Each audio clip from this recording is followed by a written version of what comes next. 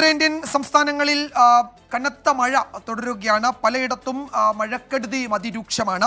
ഹിമാചൽ പ്രദേശിൽ ഇതുവരെ 39 പേരാണ് മരിച്ചത്. ഉത്തരാഖണ്ഡിൽ മിന്നൽ പ്രളയത്തിൽ കാണാതായ ഒരു തൊഴിലാളിയുടെ മൃതദേഹം ഇന്ന് കണ്ടെടുത്തിട്ടുണ്ട്. ജൂലൈ 5 വരെ വടക്കൻ സംസ്ഥാനങ്ങളിൽ ശക്തമായ മഴ തുടരും എന്നാണ് കാലാവസ്ഥാ നിരീക്ഷണ കേന്ദ്രത്തിന്റെ മുന്നറിയിപ്പ്.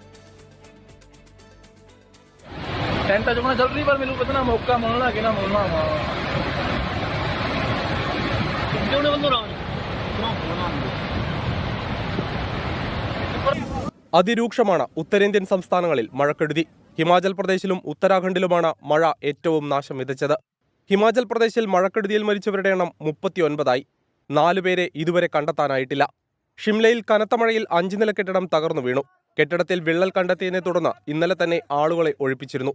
മണ്ണിടിച്ചിലിനെ തുടർന്ന് സംസ്ഥാനത്തെ 129 റോഡുകളിൽ ഗതാഗതം നിർത്തി. കനത്ത മഴയെ തുടർന്ന് 10 ജില്ലകളിൽ ഇന്ന് റെഡ് അലർട്ടാണ്. ഉത്തരാഖണ്ഡിൽ 7 ജില്ലകളിലും റെഡ് അലർട്ട് പ്രഖ്യാപിച്ചു. ഉത്തരകാശിയിൽ മിന്നൽ പ്രളയത്തിൽ കാണാതായ ഒരു തൊഴിലാളിയുടെ കൂടി മൃതദേഹം കണ്ടെത്തി. 6 പേർക്കായുള്ള തിരച്ചിൽ പുരോഗമിക്കുകയാണ്. മോശം കാലാവസ്ഥയെ തുടർന്ന് താൽക്കാലികമായി നിർത്തിവെച്ച ചാർധാം തീർത്ഥയാത്ര പുനരാരംഭിച്ചു. ഝാർഖണ്ഡിൽ പ്രളയത്തെ തുടർന്ന് സ്കൂളിൽ കുടുങ്ങിയ 162 കുട്ടികളെ ജില്ലാ ഭരണകൂടവും പോലീസും ചേർന്ന് രക്ഷപ്പെടുത്തി. 1-ാം നിലയുടെ മുകളിൽ അഭയം തേടിയ വിദ്യാർത്ഥികളെ ശ്രമകരമായ ദൗത്യത്തിനൊടുവിലാണ് രക്ഷപ്പെടുത്തിയത്. ഹരിയാന, മധ്യപ്രദേശ്, രാജസ്ഥാൻ, ഒഡീഷ, പഞ്ചാബ് എന്നിവിടങ്ങളിലും ശക്തമായ മഴ ലഭിച്ചു.